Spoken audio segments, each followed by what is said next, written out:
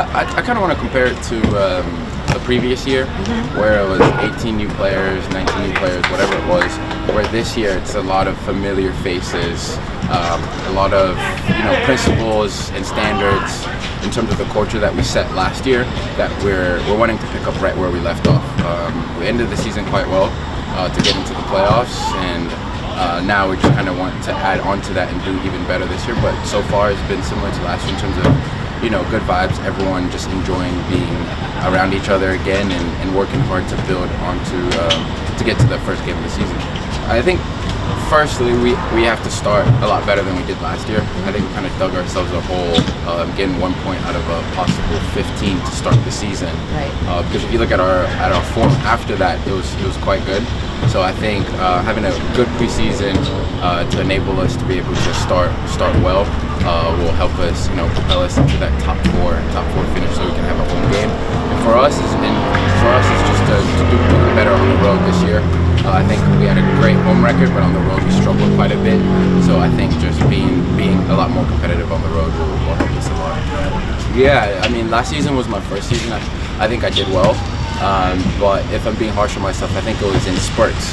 I would have a few good games in a row and then maybe drop off a little bit. So for me, being a central defender especially, I'm just focused on consistency in my training and my recovery, which will enable me to be able to put together a lot of good games in a row rather than 4 or 5. Maybe I can get to 10, 15, 16 games in a row where I'm performing at a very high level. I think it's a young team, obviously, but they didn't really play like a young team. And for being honest, a lot of the players that they do have are young in age, but have a lot of minutes with their club teams.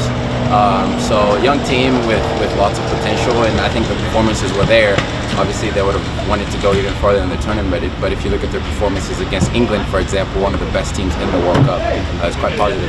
Yeah, it was quite inspiring, I think. Just me and him would be texting back and forth, him on his way to the game or him in the locker room. It was just inspiring for me to kind of want to be there. That's kind of the message he sent to me, that next one you need to do everything that you can do in the next 4 years to make it to the next one. So it was really cool. I mean, I watch a lot of games throughout the year to begin with, but the World Cup is the highest level of soccer there is. So like I said, it's that inspiration piece. One, it's like I want to be able to play in a competition like this, so when you come here, the mindset that a lot of the players have is, am I training at the level of a potential World Cup player? If the answer is no, then it's not quite good enough, So yeah, it was interesting having it in December. I think there was a lot of people that weren't sure how it was going to go. I think it went quite well. Now obviously those players coming back, it'll be interesting to see how they do in their respective leagues. But for us personally and myself individually, I think the biggest thing I took from it is just the inspiration to want to be there. Rodo, I actually played with Rodo my first year. I played 2 games at the end of the season. Right. I played with him, and he's had a great career. And coming in, just seeing him recently has been really nice. He was excited to kind of be back, and through the first week, he looked really good. He looks fit. He looked really motivated to just kind of to do well along with all the other players. And then the young players, for example, Bena. Yeah. I've seen him around. Just he came through the academy and then on the second team last year. So he's excited to just kind of. How is he fitting in? He's so young. Yeah.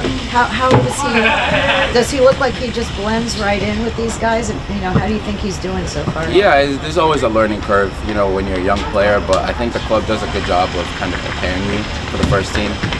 Him going through the academy and then being in a professional environment with the second team last year prepared him for this moment. And I always say, especially now with the culture that we've set and the standards that we've set, you have to blend in, or else you kind of stick out like a sore thumb. So for us, it's just been about helping the young players, for example him and Jake, feel as comfortable as possible. I feel like if you're comfortable, then your performances will be better. So they've done really well, and they're learning and getting better. So I mean, I think his career speaks for itself at Atlanta. Since he got to MLS, all he's done is score goals. So I think we can regard him as one of the better better players in the league over the last 5 years or so. So yeah, really good player. I like him a lot. Yeah, I mean Gonzalo leaves with a lot of goals. So I think any striker who can replicate that would be great for the team.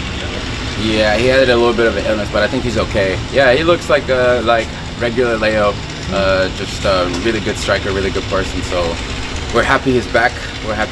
And I hope he's able to score a bunch of goals this year. Yeah, I think we have leaders from last year, for example, Gregory and DeAndre and Victor. But I think with Gonzalo leaving, I think that leaves an opportunity for younger leaders to step up and kind of set those goals and set those standards and try to make the team as competitive as possible. So guys that were here already, along with guys stepping up as leaders on the team. 5 on 5. Yeah, 5 on 5, because I don't think you guys have enough married players to play. I think the single guys win. I think the single guys win. Maybe a little bit more relaxed, less stressed, a little bit more energy. Better rested, yeah. Because a lot of the married guys on our team have kids, so the single guys slept better last night. All right. Yeah, I think firstly as a person, Drake, I think last season he did make a big jump, but I don't know if you guys were at the game. He had a game in preseason where he struggled quite a bit. And that was at the beginning of the season, and if anyone would watch that game, they might have said, okay, like, this is it for him.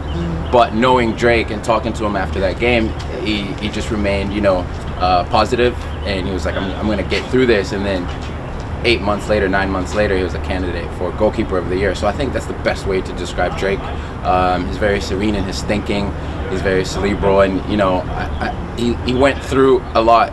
I think a lot of people don't understand how hard it is to be a goalkeeper, where he went essentially 2.5 years where he wasn't playing. And it's tough. It's tough because you're doing everything you can in training, but only one can play. So for him to finally get that opportunity and to run away with it, I was really happy for him. And then as a player, I think he has it all really for a goalkeeper, for being honest. For his age, he's relatively young for a goalkeeper. Shot stopping is good, his feet are really good, and coming out for crosses is really good. And for him, he wants to improve all the time, and I think that's the exciting thing about Drake. Do you see him as a candidate for U.S. national team? I don't see why not.